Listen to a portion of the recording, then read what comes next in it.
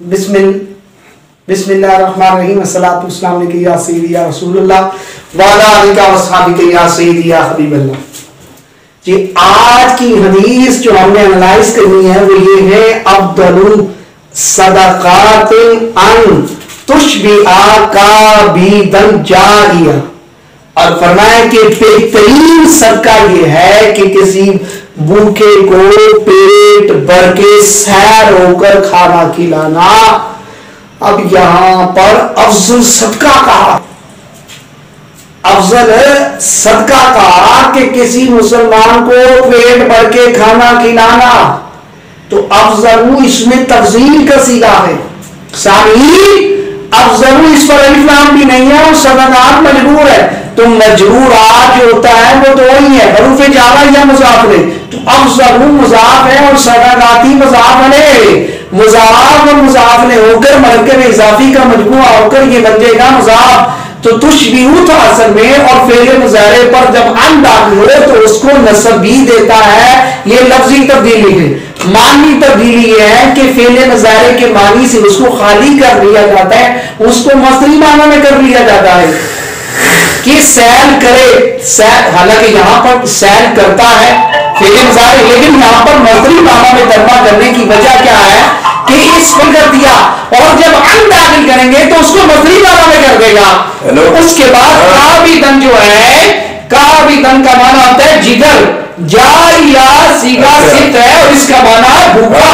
اور اب اس کا معنی ہوگا تشبیہ فعل، اور اس کے اندر پھر انتا ضمیر پشیدہ فاعل ہو جائے گی،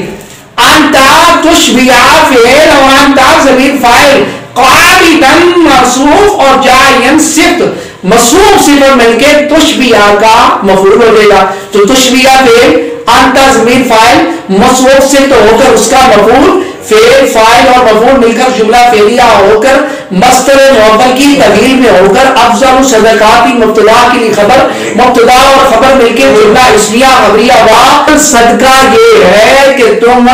کسی بھوکے کو کھانا کھلانا۔ سامعین آپ اپنے افراد میں دیکھیں کوئی ایسا افراد جو بھوکا ہے اسے کھانا کھلائیں، اور جو کسی بھوکے کو کھانا کھلاتا ہے اللہ تبارک و تعالیٰ کتنے انعام دے گا تم اس بات کا اندازہ نہیں کر سکتے۔ تو افضل صدقہ یہ کسی بھوکے کو کھانا کھلانا، کسی بھوکے کو کھانا کھلانا یہ بہت بڑی نیکی ہے، اور یہ فرمان رسول ہے اور قال رسول اللہ ہے۔ اور سامعین اگر آپ کسی ویڈیو کو شیئر کریں اور شیئر کی وجہ سے اگر کوئی کسی بھوکے کو کھانا کھلائے تو آپ کے لیے میرے تو شمجاد بنے گا۔ اللہ تبارک و تعالیٰ نے آپ کو مال دیا تو آپ تلاش کریں کہ آپ کے گرد و نواح، آپ کے آس پاس کوئی ایسے افراد جو بھوکے ہیں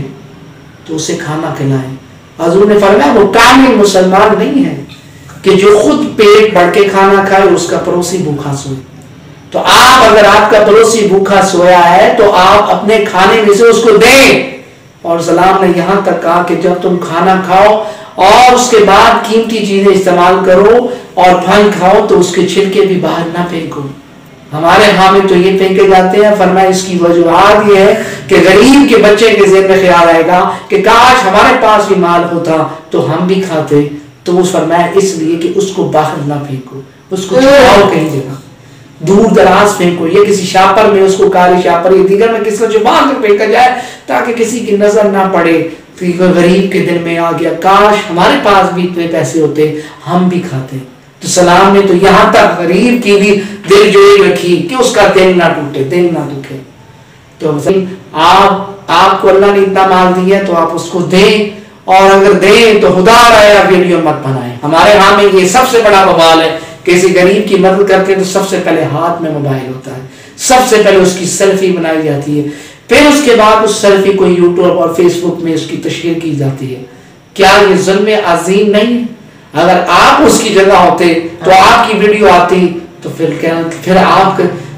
بنتا؟ غرض یہ کہ اگر آپ کو اللہ نے مال دیا ہے، یہاں پر حدیث میں کیا فرمایا کہ جب تم دو تو دائیں ہاتھ کو پتہ نہ چلے، اور بھائی یہ بھی ایک استعارہ ہے، دائیں ہاتھ تو پتہ نہ چلے، آپ نے رقم دی ہے، 1000 دی ہے، 2000 دی ہے، آپ کو نہیں معلوم ہے آپ نے کتنے دی ہے، آپ کو تو معلوم ہے، تو پھر یہ کیا مطلب ہے کہ دائیں کو نہ پتہ چلے؟ اور مطلب یہ کہ اتنا چھپاؤ کہ کسی کو بھی پتہ نہ چلے، کانوں کان خبر نہ ہو. پر کانوں کان خبر کیا، جب تک فیس بک پر اس کی ویڈیو نہ آئے تو تب تک سکون نہیں ملتا. ادھار آیا اگر آپ نے اللہ کی رضا کے لیے عمل کرنا ہے تو اللہ کو تو معلوم ہے کہ میرے بندے نے کیا کیا اور کتنا دیا ہے، تو پھر اس کو تشہیر مت کریں. اللہ تعالیٰ حضور کے صدقے فضل فرمائے. صلی اللہ علیہ وسلم.